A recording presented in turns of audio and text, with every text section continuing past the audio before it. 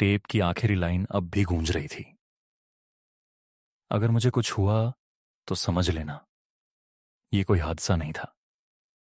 Inspector Anisha Rawat ने अपनी diary बंद की। हमें कुछ मिसिंग लिंक्स दोबारा खंगालने होंगे। यह सुसाइड नहीं हो सकता। नई फोरेंसिक रिपोर्ट में चौंकाने वाला तथ्य सामने आया। अर्जुन के सिस्टम में बेहोशी की दवा पाई गई थी, जो उसे मरने से पहले दी गई थी।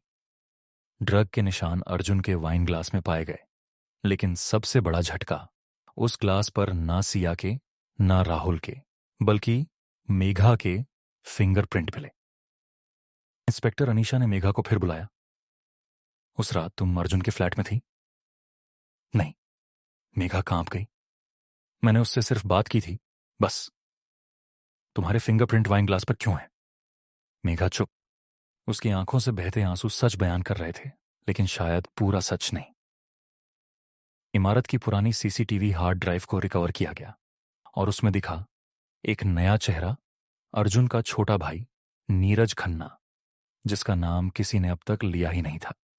वो पार्टी के बाद चुपचाप फ्लैट में दाखिल हुआ था। नीरज, अर्जुन का सौतेला भाई, जिसे विरासत में कुछ नहीं मिला था, जिसे अर्जुन हर कदम पर नीचे दिखाता था। अनीशा ने उसे ट्रैक कर लिया। जब सामना हुआ, नीरज ने कहा, मैंने उसे नहीं मारा, लेकिन मैं चाहता था कि वो मरे। अर्जुन के मोबाइल से एक और ऑडियो मिला। रिकॉर्डिंग रात तो 10 AM की थी। नीरज, तुम यहां क्या कर रहे हो? विरासत तुमने हड़प ली, अब सब कुछ तुम्हारा है, लेकिन मैं तुम्हारी हकीकत सबको बताऊंगा। तुम मेरी जिंदगी बर्बाद कर चुके हो, अब बारी मेरी है। रिकॉर्डिंग के बाद एक हल्की चीख और फिर सन्नाटा। नीरज गिरफ्तार हुआ, लेकिन मामला उतना सीधा नहीं था। वास्तविक हत्या 3 लोगों की योजना थी, मेघा, नीरज और राहुल। राहुल ने शेयर ट्रांसफर के लिए दबावी बनाया, मेघा ने अर्जुन को वश में करने के लिए ड्रग मिलाई और नीरज ने फिजिकल हमला करके मौत सुनिश्चित की। तीनों ने अलग अलग वजहों से अर्जुन को मिटाने का प्लान बनाया, बिना एक दूसरे को सब कुछ बताए।